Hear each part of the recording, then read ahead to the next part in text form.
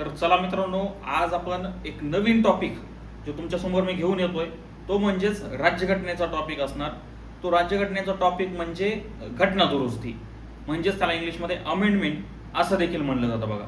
आता हा घटना दुरुस्ती जो काही धडा आहे, आता हे घटना दुरुस्तीच्या संबंधीमधले जे काही, आता ह्या घटना दुरुस्तीच्या नावामध्येच सगळा अर्थ आपल्याला बऱ्यापैकी समजून जातो. घटना दुरुस्ती म्हणजे काय? राज्यघटनेमध्ये जर काही बदल करायचे असतील, एखाद्या तरतुदीमध्ये बदल करायचे असतील किंवा त्या तरतुदीमध्ये एखादी भर टाकायची असेल, तर ती जी काही पद्धत असते त्याला म्हणलं जातं बघा घटना दुरुस्ती पद्धत. ठीक आहे. आता घटना दुरुस्ती पद्धत त्यालाच इंग्लिशमध्ये अमेंडमेंट असं देखील म्हणलं जातं. ठीक आहे. आता हे घटना दुरुस्ती जो काही धडा आहे तो व्यवस्थित प्रकारे आपण आज समजून घेणार आहोत. ठीक आहे. आता घटना दुरुस्ती काय सांगतं, तर आता घटना दुरुस्ती हे जे काही पद्धत आहे, ही घटना दुरुस्तीची पद्धत आपल्याला अगोदर राज्यघटनेमध्येच दिलेली आहे. ही राज्यघटनेमध्ये कोणत्या भागामध्ये आणि कोणत्या कलमामध्ये ही राज्यघटनेची घटना दुरुस्तीची पद्धत कोणत्या कलमामध्ये दिलेली आहे, तर कोणता भाग कोणता, तर 20 भाग 20 मध्ये ही घटना दुरुस्तीची पद्धत आपल्याला दिलेली पाहायला मिळते बघा. त्यानंतर कलम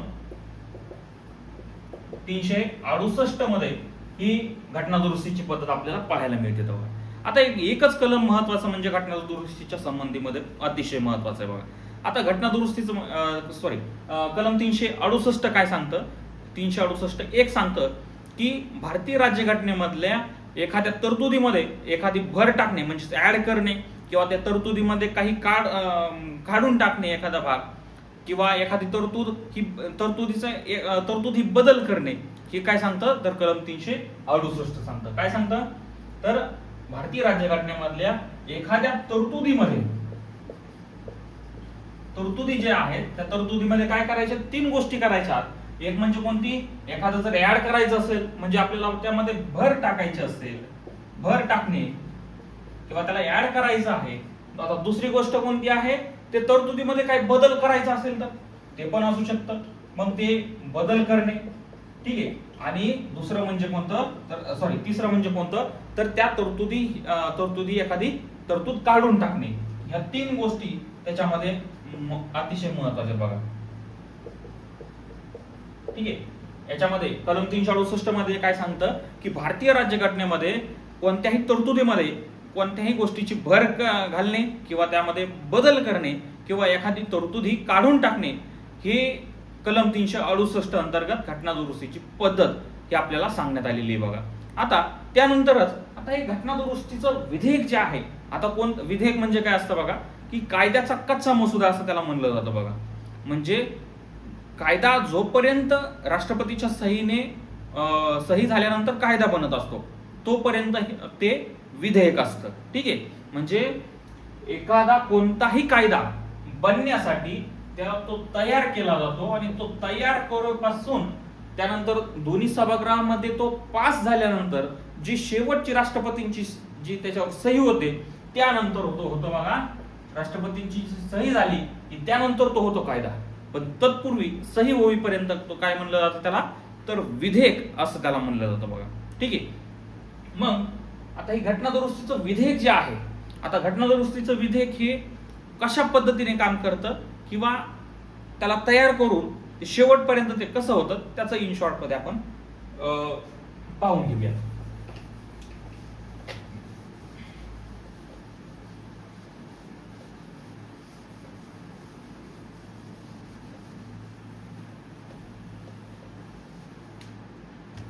आता एक महत्वाचं म्हणजे काय, आता सुरुवातीला म्हणजे की जे घटना दुरुस्तीचं विधेयक आहे ते घटना दुरुस्तीचं विधेयक हे संसदेच्या कोणत्याही सभागृहामध्ये आपल्याला मांडता येतं, सदस्यांना मांडता येतं बघा. आता जे संसदेचे 2 सभागृह आहेत ते कोणते, लोकसभा आणि राज्यसभा. ठीक आहे. आता हे दोन्ही सभागृह जे आहेत, आता हे 2 सभागृहामध्ये याच्यामध्ये पहिलं जे समजा राज्यसभा असो किंवा लोकसभा असो, ठीक आहे, त्यानंतर दुसरं हे लोकसभा असो किंवा राज्यसभा असो. आता या दोन्ही सभागृहामध्ये कोणत्याही सभागृहामध्ये हे विधेयक आपल्याला त्या सदस्यांना मांडता येतं. आता असे काही विधेयक आहेत ते फक्त सरकारी किंवा मंत्रीच मांडू शकतात बघा. सरकारी सदस्य कोणाला म्हणलं जातं, तर ज्यांच्यापाशी मंत्रीपद आहे त्यांना सरकारी सदस्य म्हणलं जातं बघा. ठीक आहे. आणि जे उर्वरित जे सगळे आहेत, म्हणजे विरोधी पक्षनेत्या विरोधी जे सदस्य असतील किंवा जे सरकारमधले जे सदस्य असतील त्यांना खाजगी सदस्य असं म्हणलं जातं बघा.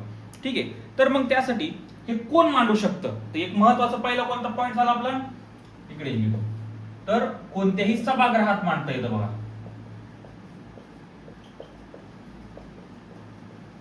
कोणत्याही सभागृहात म्हणजे कोणतं, लोकसभा किंवा राज्यसभामध्ये. पण याच्यामध्ये महत्वाचं म्हणजे काय, तर राज्य विधिमंडळामध्ये किंवा राज्य विधानसभामध्ये हे घटना दुरुस्तीचं विधेयक मांडता येत नाही. ते फक्त संसदेमध्ये मांडता येतं, कोणत्याही एका सभागृहामध्ये. ठीक आहे. आता दुसरं म्हणजे काय, की हे कोण मांडतं. ठीक आहे. जसं मी तुम्हाला सांगितलं की काही विधेयक असे आहेत ते फक्त सरकारी पक्षातली लोक किंवा जे मंत्री आहेत तेच ते विधेयक मांडू शकतात. पण घटना दुरुस्तीच्या संबंधामध्ये दोन्ही म्हणजे खासगी सदस्य असो किंवा सरकारी सदस्य असेल, म्हणजेच मंत्री किंवा इतर जो खासगी सदस्य आहे ते खासगी सदस्य मांडू शकतो. ठीक आहे. हा झाला दुसरा पॉइंट, म्हणजे मंत्री किंवा खासगी सदस्य हा त्या सभागृहामध्ये हे जे काही विधेयक आहे घटना दुरुस्तीचं विधेयक ते मांडू शकतो. आता एक महत्वाची म्हणजे एक संकल्पना आहे बघा, सॉरी संकल्पना मांडण्यापेक्षा की कलम आहे, कलम 108 अंतर्गत बघा. कलम 108 काय सांगतं, तर त्यामध्ये संयुक्त बैठकीची संकल्पना सांगितलेली आहे बघा. संयुक्त बैठक म्हणजे त्याला इंग्लिशमध्ये जॉईंट सिटिंग असं देखील म्हणलं जातं बघा. तर ही संयुक्त बैठक जी आहे ती कशा प्रकारे काम करते ते तुम्हाला अगोदर सांगतो. कलम 108 अंतर्गत जर लोकसभा आणि राज्यसभामध्ये जर काही एखाद्या विधेयकावरून जर काही मतभेद झाले, तर मग ते मतभेद झाल्यानंतर ते दोघांनाही तो विधेयक नष्ट होण्यापेक्षा किंवा विपगत होण्यापेक्षा त्या दोघंही मिळून हे 108 अंतर्गत संयुक्त बैठक घेतात. आणि संयुक्त बैठक घेतल्यानंतर काय होतं, मग त्याच्यावर काहीतरी तोडगा निघतो आणि ते विधेयक जे आहे ते संयुक्त बैठकीमध्ये पास केलं जातं. आता संयुक्त बैठकीचे अध्यक्षस्थान कोण असतं, तर जे लोकसभेचे जे अध्यक्ष आहेत ते लोकसभेच्या अध्यक्षच त्या संयुक्त बैठकीचे अध्यक्ष असतात बघा. जर लोकसभेचे अध्यक्ष जर उपस्थित नसतील तर त्यांच्या जागी लोकसभेचे उपाध्यक्ष हे अध्यक्ष म्हणून काम करतात. जर तेही उपस्थित नसतील तर जे राज्यसभेचे जे उपाध्यक्ष आहेत किंवा उपसभापती आहेत ते अध्यक्ष म्हणून काम करतात. पण एक महत्वाचं म्हणजे कोणतं, की राज्यसभेचे जे सभापती आहेत किंवा अध्यक्ष आहेत ते या बैठकीचं अध्यक्षस्थान भूषवू शकत नाही. त्यामध्ये एक महत्वाचं कारण म्हणजे काय, तर जे राज्यसभेचे जे सभापती असतात तेच भारताचे कोण असतात रे, साहजिकच उपराष्ट्रपती असतात. पण एक महत्वाचं म्हणजे काय, ते राज्यसभेचे सदस्य नसतात. म्हणून राज्यसभेचे सदस्य नसल्यामुळे मग ते लोकसभेचं त्या संयुक्त बैठकीचं अध्यक्षस्थान भूषवू शकत नाहीत. ठीक आहे. एक मग त्यानंतर आता 108 अंतर्गत जी काही संयुक्त बैठकीची जी काही संकल्पना आहे किंवा संयुक्त बैठक घेऊन ह्याच्यामध्ये मतभेद जर झालेले असतील तर ते मतभेद टाळून ते विधेयक हे संमत करता येतं का, तर असं नाही. त्याच्यामध्ये काय आहे, तर तिसरी एक संकल्पना म्हणजे कोणती आहे, की संयुक्त बैठकीची तरतूद नाही. संयुक्त बैठक घेता येणार नाही. ठीक आहे. आता ही संयुक्त बैठक तर घेता येणार नाही, पण एक महत्वाचं म्हणजे काय, कोणीही त्या सभा कोणताही सदस्य ते विधेयक राज्यसभा किंवा लोकसभेमध्ये मांडू शकतो. पण एक महत्वाचं म्हणजे काय, दोन्ही सभागृहामध्ये ते विशेष बहुमताने पारित व्हावे लागेल. विशेष बहुमत काय आहे, तर जी काही प्रेझेंट अँड वोटिंग म्हणजे त्याला आपण काय म्हणलो जातो, जे उपस्थित आहेत आणि जे मतदानात भाग घेणार आहेत असे 2/3 सदस्यांनी एवढ्या सदस्यांनी ते पास व्हावं लागेल, त्याला म्हणलं जातं बघा विशेष बहुमत. म्हणजे काय, प्रेझेंट अँड वोटिंग म्हणजे जे काय जे उपस्थित आहेत आणि जे मतदानात भाग घेणार आहेत त्यांच्या किती रे, 2/3 सदस्याने ते पारित व्हावं लागेल. आता हे झालं समजा लोकसभेमध्ये घेतलं, तर मग राज्यसभेमध्ये देखील तीच कन्सेप्ट. ठीक आहे. 2/3 सदस्याने तिकडे देखील पास व्हायला पाहिजे. जर समजा राज्यसभेचं अगोदर मांडलं तर ते देखील वैयक्तिकरित्या हे राज्यसभेमध्ये 2/3 ते पारितच व्हावं लागेल. त्यानंतर जी लोकसभा असेल तर त्या लोकसभेमध्ये देखील स्वतंत्ररित्या जे 2 असतील ते संमत होणं गरजेचं आहे.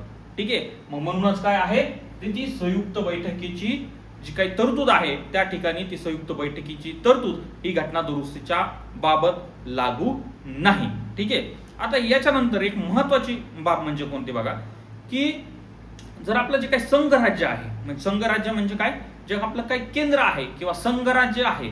आता हे संघराज्य म्हणजे काय, म्हणजे साहजिकच जे राज्यांनी मिळून बनलेलं जे काही संघ आहे ते संघराज्यामध्ये त्या संघराज्याच्या वैशिष्ट्यामध्ये जर काही बदल करणाऱ्या ज्या काही गोष्टी जर त्यामध्ये जर असतील, कशामध्ये, तर त्या घटना दुरुस्तीच्या विधेयकामध्ये जर अशा काही बदल करणाऱ्या जर काही गोष्टी असतील तर मग हे दोन्ही ठिकाणी हे पास झालंय.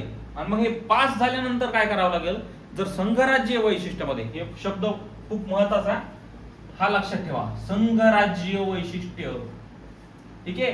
संघराज्य वैशिष्ट्यामध्ये जर काय बदल करणारा हे घटना दुरुस्ती विधेयक असेल तर मग त्या संसदेला किंवा राष्ट्रपतींना एक महत्वाचं काम म्हणजे कोणतं, तर यांनी जर पास केलं आणि पास केल्यानंतर त्यांना पूर्ण देशामधल्या प्रत्येक राज्याच्या विधानसभेला ते विधेयक हे पाठवावं लागतं. आणि पूर्ण देशाच्या जे काही विधानसभा आहेत राज्यांच्या, त्या विधानसभेच्या अर्ध्यापेक्षा जास्त विधानसभेने त्यांना मान्यता देणं गरजेचं आहे. बघा आता एक महत्वाचं म्हणजे काय, आता साहजिकच जेवढ्या आपल्या विधानसभा आहेत देशामध्ये त्या विधानसभेने अर्ध्यापेक्षा जास्त विधानसभेने ते मंजूर केलेलं असायला हवं. ठीक आहे. आता ह्यांनी पास केलं, त्यानंतर हे कुठं जाणार, जर संघराज्य वैशिष्ट्यामध्ये जर बदल करणार असेल तर मग कोणाला जाणार, जे काही राज्य आहेत किंवा राज्यांचे जे विधानसभा आहेत, राज्यांच्या विधानसभा ज्या आहेत त्या विधानसभामध्ये ते निम्म्या राज्याने म्हणजे अर्ध्यापेक्षा जास्त राज्याने त्याला संमती देणं गरजेचं आहे. बघा आणि त्यानंतर यांनी जर संमती दिली अर्ध्यापेक्षा जास्त राज्यांनी तर मग कोणाकडे जाणार, ते साहजिकच शेवटी जाणार ते राष्ट्रपतींकडे. आता राष्ट्रपतींकडे गेल्यानंतर एक महत्वाचं त्यांच्या बाबतीत देखील एक कायदा आहे. बघा एक घटना दुरुस्ती केली, कोणती केली रे, तर 24वी घटना दुरुस्ती केली आपण. बघा आता घटना दुरुस्तीच्या पद्धतीसाठी देखील आपण एक घटना दुरुस्ती केली, ती कोणती आहे, 24वी घटना दुरुस्ती 24वी घटना दुरुस्ती 1971 ची घटना दुरुस्ती आहे. त्याच्या अंतर्गत काय केलं की राष्ट्रपतींना घटना दुरुस्ती विधेयक हे त्यांना पास करावंच लागेल. एक महत्वाचं म्हणजे काय, राष्ट्रपतीपाशी कोणतंही विधेयक आल्यानंतर 3 पर्याय असतात. बघा एक तर ते स्वीकारू शकतात म्हणजे त्याला संमती देऊ शकतात, किंवा ते रोखून धरू शकतात, किंवा ते पुनर्विचारार्थ पाठवू शकतात, म्हणजे परत याच्यावर विचार करा म्हणून ते सांगू शकतात. पण या तीनही त्यांच्या अधिकारावर काय केलेलं आहे, ही घटना दुरुस्ती केली आपण 24वी घटना दुरुस्ती 1971 आणि त्यांना सांगितलं की तुम्ही याला संमती रोखून ठेवायची नाही आणि आमच्याकडे परत पुनर्विचारार्थ पाठवायचं देखील नाही. काय करायचं, तुम्ही याला संमती द्यायचीच, असं काय सांगितलं, कोणत्या घटना दुरुस्ती सांगितलं, 24व्या घटना दुरुस्तीने आपण राष्ट्रपतींना सांगितलं. ठीक आहे. मग राष्ट्रपतींनी त्याच्यावर सही केली की सही केल्यानंतर काय होतं रे, तर घटना दुरुस्तीची काही आहे जी तरतूद आपण चेंज केलेली आहे किंवा बदललेली आहे किंवा त्यामध्ये भर टाकलेला आहे, तर ती तरतूद ही त्या घटना दुरुस्तीच्या पद्धतीने ते बदलली जाईल किंवा ती अंमलात आणली जाईल. असं आहे आपली घटना दुरुस्तीची पद्धत. समजलं व्यवस्थित. आता कोणत्याही सभागृहात मांडता येईल, कोणताही सदस्य मांडू शकतो, म्हणजे मंत्री किंवा खासगी सदस्य पण मांडू शकतो. संयुक्त बैठक घेता येणार नाही. संयुक्त बैठकीचं कलम किती आहे, कलम 108 अंतर्गत ती संयुक्त बैठक घेता येणार नाही. त्यानंतर दुसरं काय, जर संघराज्य वैशिष्ट्यामध्ये जर काही बदल आणणार असेल तर मग काय, राज्यांच्या विधानसभे ज्या आहेत त्या अर्ध्यापेक्षा जास्त विधानसभेने त्यांना संमती देणं गरजेचं आहे. आणि त्यानंतर शेवट कोणाकडे येणार, तर ते सहीसाठी येणार कोणाकडे, आपल्या राष्ट्रपतींकडे येणार. आणि राष्ट्रपतींकडे आल्यानंतर आपण एक घटना दुरुस्ती त्यांच्या बाबतीत देखील केलेली आहे. 24वी घटना दुरुस्ती 1971 ला सांगितलं की ही घटना दुरुस्ती झाल्यानंतर काय, तुम्हाला घटना दुरुस्ती विधेयकाला ही संमती द्यावीच लागेल, असं ह्या 24व्या घटना दुरुस्ती अंतर्गत आपण सांगितलं. ठीक आहे.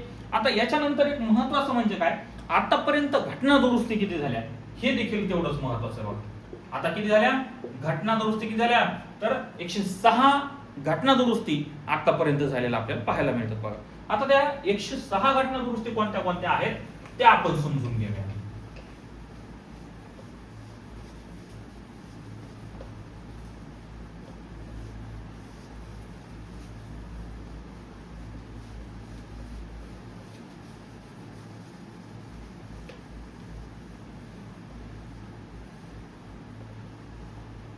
हा एक महत्वाचं इन्स्ट्रक्शन याच्यामध्ये आपल्या व्हिडिओच्या मध्येच देतोय की आपण लवकरच एमपीएससी म्हणजेच राज्यसेवा जी आहे, राज्यसेवेचा मेन्सचा जो सिलेबस आहे म्हणजेच डिस्क्रिप्टिव्हचे जे काही क्लासेस आहेत ते आपण लवकरच चालू करत आहोत. पण त्यांच्या अगोदरच डिस्क्रिप्टिव्हच्या चालू करण्या अगोदरच 31 मेचा जो काही पेपर आहे राज्यसेवेचा, त्याच्या अगोदर खूप विद्यार्थी मित्रांचं खूप मागणी आली की तुम्ही 31 तारखेपर्यंत थांबा आणि व्यवस्थित प्रकारे प्रिलिमवरच फोकस करण्यासाठी आम्हाला मदत करा आणि त्यानंतर मग 31 मेची परीक्षा झाल्यानंतर मग तुम्ही डिस्क्रिप्टिव्हची जी काही सेशन आहे ते व्यवस्थित प्रकारे चालू ठेवा. मग त्यानंतर एक महत्वाची इन्स्ट्रक्शन तुम्हाला देतो की तुमच्या नजरेमध्ये किंवा तुमच्या मित्रपरिवारामध्ये जर कोणी राज्यसेवा जी काही मुख्यची जी काही तयारी करून घेण्यासाठी म्हणजेच एखाद्या सरांना जर अनुभव असेल चांगला तर त्यांनी अनुभव असणाऱ्या सरांनी मला संपर्क साधा आणि आमच्याशी, आता मी सध्या तरी एकटाच आहे, ठीक आहे. आता आपण ही देवगिरी IAS म्हणून ही अकॅडमी चालवतोय पण हे फक्त ऑनलाईन प्लॅटफॉर्म आहे, ठीक आहे. पण एक महत्वाचं म्हणजे काय, अजून मला 2 माणसांची गरज आहे बघा, 2 माणसांची गरज आहे. आणि आता 2 माणसांची म्हणजे एक GS1 हिस्ट्रीसाठी आणि त्यानंतर GS2 पॉलिटीचा मी घेतो, त्यानंतर GS3 इकॉनॉमिक्सच्या रिलेटेड सगळा मी घेतो आणि GS4 जो आहे इथिक्सला देखील एक जण पाहिजे. इथिक्सचा पण बऱ्यापैकी मी भाग घेईल. पण आता हे सगळंच घेणं म्हणजे आता साहजिकच तुम्हाला पण काहीतरी वेगळं शिक्षकांची वेगळी पद्धत असते, म्हणून तुम्हाला पण काहीतरी वेगळं असावं म्हणून ही GS4 साठी देखील आपण एक जण शिक्षकाची शोधत आहोत, ठीक आहे. मग GS4 साठी इथिक्ससाठी आपण देखील एक जण पाहत आहोत, ठीक आहे. जर तुमच्या नजरेमध्ये असं कोणी असेल तर आपल्या माझ्या कॉन्टॅक्टवर त्यांना फोन करण्यासाठी सांगा आणि मग त्याच्यानंतर आपण लवकरच मेन्स तयार करू, मेन्सची तयारी सुरू करू, ठीक आहे. आता 106 घटना दुरुस्ती झाल्या, ठीक आहे. आता 106 घटना दुरुस्ती झाल्या, पण आता 106 घटना दुरुस्ती तुम्हाला पाठ असणं गरजेचं आहे का? तर अजिबात नाही. आता 106 घटना दुरुस्ती म्हणजे वेस्ट ऑफ टाइम, ते पाठ करणं म्हणजे एक महत्वाच्या जे काही घटना दुरुस्ती आहेत ती म्हणजे कोणती रे? 42वी घटना दुरुस्ती जी आहे ती घडली 1976 ला घडली. त्यानंतर 44वी घटना दुरुस्ती जी आहे ती 44वी घटना दुरुस्ती कधी घडली रे? तर 1978 ला घडली. आता ह्या ज्या काही घटना दुरुस्ती आहेत त्या 2 घटना दुरुस्ती अतिशय महत्वाच्या आहेत बघा. याच्याच रिलेटेड म्हणजे अतिशय महत्वाच्या घटना दुरुस्ती आहेत त्या आपण लक्षात ठेवणं गरजेचं आहे, पण सगळ्या गरजेच्या नाही, ठीक आहे. आता जे 101 पासून 105 पर्यंत जे काही घटना दुरुस्ती आहेत, 106 पर्यंत जे काही घटना दुरुस्ती आहेत ते आपण समजून घेऊया, ठीक आहे. आता 101वी घटना दुरुस्ती, आता 101वी घटना दुरुस्ती काय सांगतं? आता 101वी घटना दुरुस्ती झाली बघा 2016 ला. आता ही सगळ्यांना माहित असेल ही काय आहे तर जीएसटीच्या संदर्भात मध्ये ही 101वी घटना दुरुस्ती 2016 ची आहे.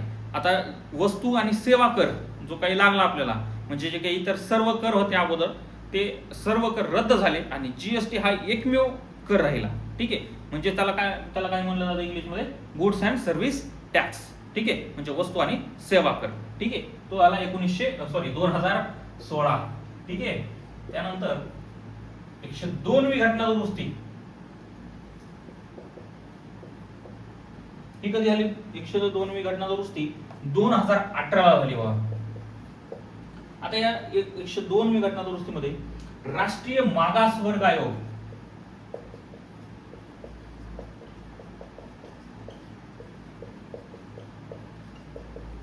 आता राष्ट्रीय मागासवर्ग आयोग म्हणजे काय? एनसीबीसी जो काही कमिशन होता अगोदर म्हणजेच राष्ट्रीय मागासवर्ग आयोग जो आहे त्या आयोगाला काय केलं रे तर घटनात्मक दर्जा दिला आपण, ठीक आहे. अगोदर घटनात्मक दर्जा नव्हता. 2018 साली त्याला राष्ट्रीय मागासवर्ग आयोगाला आपण त्याला घटनात्मक दर्जा दिला, ठीक आहे. त्यानंतर 103वी घटना दुरुस्ती, आता ही 103वी घटना दुरुस्ती घडली बघा 2019 ला. आता ही महत्वाची म्हणजे काय? ही आहे ईडब्ल्यूएस च्या संदर्भामध्ये. ईडब्ल्यूएस म्हणजे काय रे? इकॉनॉमिकल वीकर सेक्शन त्याला असं म्हणलं जातं, आणि मराठीत म्हणजे त्याला काय म्हणलं जातं, आर्थिक दृष्ट्या जे दुर्बल घटक आहेत त्यांना 10% आरक्षण दिलं. इथं किती दिलं रे, तर 10%. म्हणजे जे आर्थिक आधारावर, आता आरक्षण आपल्याला कोणत्या आधारावर आहे रे, तर साहजिकच जातीच्या आधारावर आहे. ठीक आहे, जाती वेगवेगळ्या जाती ह्या कॅटेगराईज केलेल्या आहेत, म्हणजे प्रवर्गात टाकलेल्या आहेत, आणि त्या प्रवर्गानुसार आपल्याला आरक्षण मिळतं. पण ठीक आहे, पण हे ईडब्ल्यूएस आरक्षण जे आहे ते आपण आर्थिक बाबींच्या आधारावर दिलेलं आहे. ठीक आहे, त्यानंतर 104वी घटना दुरुस्ती. आता 104वी घटना दुरुस्ती कधी घडली रे, तर साहजिकच 2019 लाच घडली. आता ही 104वी घटना दुरुस्ती जी काही एससी एसटी जे आरक्षण आहे, आता एसटी आरक्षण हे कोणतं आहे, राजकारणातलं आहे, राजकीय आहे. राजकीय आरक्षण जे आहे त्याला अजून किती वर्ष केलं, 10 वर्ष एक्सटेंड केलं. म्हणजे 10 वर्ष अजून काय केले, वाढवले. म्हणजेच काय, त्याला 80 वर्षासाठी वाढवलं. म्हणजेच भारतीय स्वातंत्र्यापासून त्याला 80 वर्षापर्यंत वाढवलं एससी एसटी आरक्षण. म्हणजे फक्त राजकीय संदर्भ होता, हे नोकऱ्याचं नाही, शैक्षणिक नाही. म्हणजे राजकीय आणि शैक्षणिक याच्यासाठी काहीही तरतूद दिली नाही की एवढा वर्ष असेल. याची तरतूद किती आहे, दर 10 वर्षांनी वाढवलं जातं. पण ते कोणते आहे, राजकीय आरक्षण आहे बघा. ठीक आहे, त्यानंतर 105वी जी काही घटना दुरुस्ती आहे ती कधी घडली, 105वी घटना दुरुस्ती घडली बघा 2021 ला.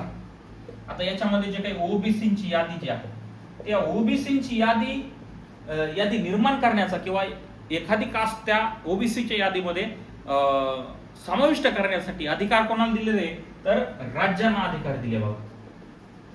ठीक आहे, ओबीसीच्या यादीच्या संदर्भामध्ये. ठीक आहे, आणि त्यानंतर 106वी घटना दुरुस्ती महत्वाची म्हणजे शेवटची ती कोणती रे, जी आता रिसेंटली झालेली आहे, ती 2023 मध्ये झालेली आहे आय थिंक. 2023 मध्ये झाली. ती कोणती आहे, तर जे काही महिला आहेत त्या महिलांना आरक्षण दिलं. कुठे दिले, तर महिलांना आरक्षण दिलं. ते दिलं लोकसभा आणि जे काही विधानसभा आहेत त्या विधानसभामध्ये, आणि जे काही लोकसभा आहे त्यामध्ये किती आरक्षण दिलं आहे, तर साहजिकच 33% आरक्षण हे महिलांना 106व्या घटना दुरुस्ती अंतर्गत दिलेलं आपल्याला पाहायला मिळतं. ठीक आहे, त्या अशा ह्या 101 पासून 106व्या घटना दुरुस्ती पर्यंत त्या आपण पाहिलेल्या आहेत. त्यानंतर इतर जे काही महत्वाच्या जे काही घटना दुरुस्ती आहेत त्या देखील आपल्यासाठी महत्वाच्या आहेत. त्यानंतर आता हा घटना दुरुस्तीची काही पद्धत आहे, म्हणजे हा जो काही धडा आहे तो व्यवस्थित प्रकारे तुम्हाला समजला असेल. जरी काही संकल्पना तुम्हाला जर समजल्या नसतील तरी मला तुम्ही माझ्या कॉन्टॅक्टवर, माझ्या फोन नंबरवर फोन करून मला त्याच्यावर सांगू शकता किंवा विचारू शकता.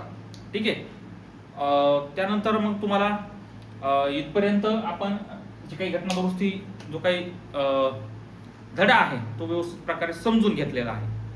तर भेटूया लवकरच नवीन सेशनमध्ये.